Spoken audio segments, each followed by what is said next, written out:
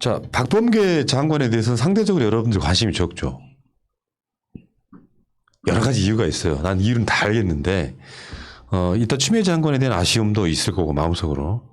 또 박범계 장관은 노출이 많이 된 사람이라서, 때로는 어떤 이슈에 대해서는 우리의 뜻과 달랐던 경우도 좀 있었고, 그렇다 보니까 박범계 장관에 대해서는 사실은 저쪽이 만약에 박범계 장관 내정자를 이렇게 탈락시키는 상황이 오면요. 저는 검찰개혁은 그러니까 이 국회 갈 수 있는 제도적 개혁 말고 소소한 개혁들이 되게 많아요. 법무부 장관이 해야 되는 거. 이거는 상당히 어려워진다고 보거든요. 박범계 장관 예를 들면 그런 거 있잖아. 그 사법고시 정치 모임이 박범계 당시 2016년에 국회의원한테 가서 요거 반대해달라고 폐지를 반대해달라고 했다고 폭행 사건 이야기하는데 상식적으로 말이 안 되더라고. 네. 걔들 주장이 말이 안 된다니까요. 그러니까 뭔가 이상해.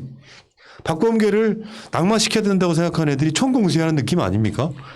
그러니까 이 지금 언론에서 떠들고 있는 뭐 박범계 의원이 뭐 부동산 거래가 뭐 이런 게 있었다 저런 게 있었다 뭐 과거에 이랬다 저랬다 막 말이 많은데 박범계 의원을 법무부 장관 후보로 검토하는 단계에서 청와대에서 그걸 몰랐을까요?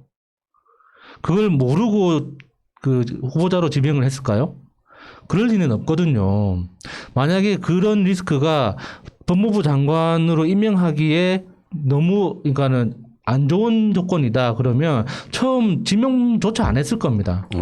그러니까 이건 청와대는 그러니까 그럼에도 불구하고 검찰 개혁을 마무리할 수 있는 인물로서 박범계가 가장 최적이기 때문에 지명을 한 거거든요.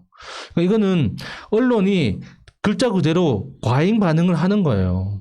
그러니까 이게 그 어휘 하나하나 단어 하나하나를 보면 서민들의 어떤 감정을 자극할 수 있는 내용은 분명해요. 그러니까 와 박범계가 생각보다 부자였구나. 야 집안이 부자구나. 우리랑 다르구나 하는 이런 감정적인 어떤 부정적인 느낌을 불러일으키는 건 성공을 했거든요. 그럼에도 불구하고 그것 때문에 법무부 장관에서 낙마시키는 건 있을 수가 없는 일이죠. 네. 그런데다가 아마 후보자를 찾는 것 자체가 저는 굉장한 어려움이었을 거라고 예상을 하는데, 왜냐하면 조국 전 장관 때도 그렇고 추미애 장관님 당시에도 그 다음에 도대체 누가 할 거냐 그런 얘기가 굉장히 많이 나왔잖아요. 이 검증 과정을 다 통과할 수 있는 사람이 과연 누굴까 이런 생각도 많이 했고, 그래서 저는 이분에 대해서 좀 언론에서 때린다고 하면 일단 그거를 되게 좋은 사람이구나라고 보는 시각이 좀 필요하지 않나, 약간 그런 생각도 들더라고요. 그러니까 이제 물론 이런 거 있잖아요. 뭐 재산 토지가 누락됐다 이런 거, 이런 것들은 고의성은 없다고 보거든요. 예를 들면 정치인이라고 하는 게 어떤 정치 흐름에 올라타면은 자기 거 다 일일이 다 못 챙기는 부분도 분명히 있어요.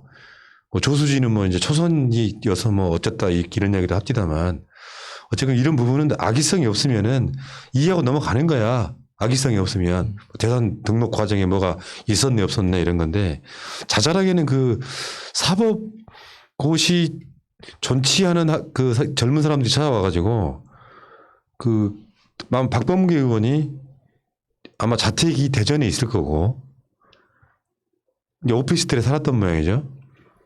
근데 찾아와가지고 밤늦게 찾아오니까 무섭더라는 거지. 나는 그쪽 법무부 쪽 그 청문회 준비단에 저는 그 주장을 믿는 편인데, 민주당의 국회의원이 2016년이면 박근혜 때인데 그 밤늦게 찾아온 것만 갖고 멱살 잡고 폭행을 합니까? 그러니까 뭔가 조작하는 느낌이 들어. 상식적으로 그건 말이 안 된다고. 그래서 오히려 박범계 의원이 좀 공포심을 느꼈고 폭행을 당할 뻔했다, 이 주장이 더 합리적으로 맞다고 생각이 들거든요. 그러니까 이야기의 발단은 이 밤늦게 늦은 시간에 어떻게 여기를 알고 찾아오셨는지 지금 이렇게 하시면 안 된다. 사실 정치인들은 저는 그렇게 보거든요.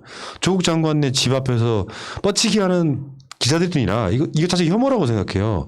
어떤 특정 공인에 대해서 뭔가 질문하고 싶으면 의원실을 찾아가거나 지역 사무실을 찾아가는 거지, 개인의 공간인 집 앞에 찾아와가지고 그런 행위하는 것은 그 자체가 협박이에요. 어떤 정치인도 저는 마찬가지라고 생각해요.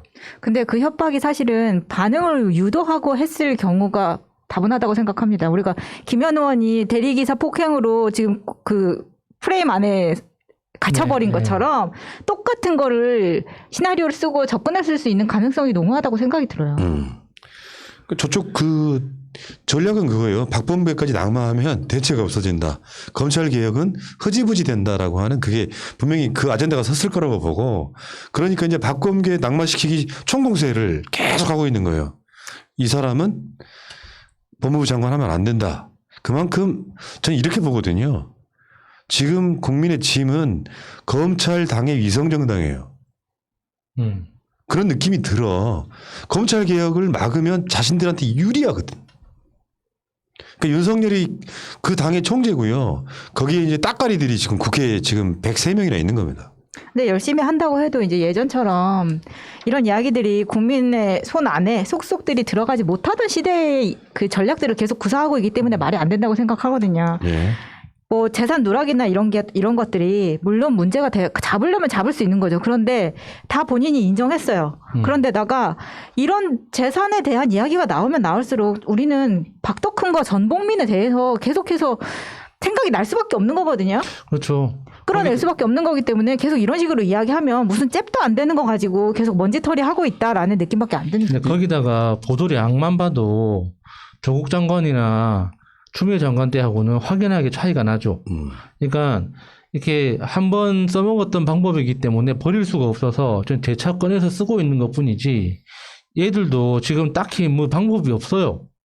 그러니까 이렇게 언론 보도를 통해서 그냥 한번 때려보는 것 말고는 실질적으로 자신들이 할 수 있는 게 없거든요. 네.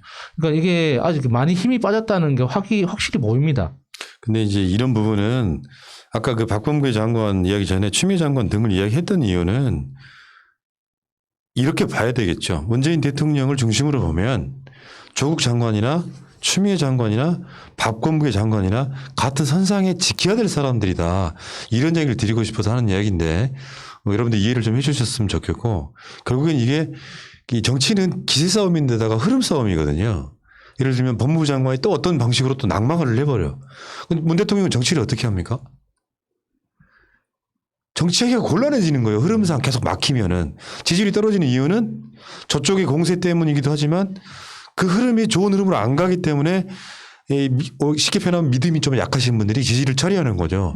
그 과정을 우리가 막아내야 된다고 생각이 들고요. 그렇기 때문에 여러분들이 계속 주구장창 들어오셔가지고 특정인을 비판하는 것 이해는 합니다만 방송은 그 방향으로 가기는 그러니까 그 방향으로만 바른 건 힘들어요.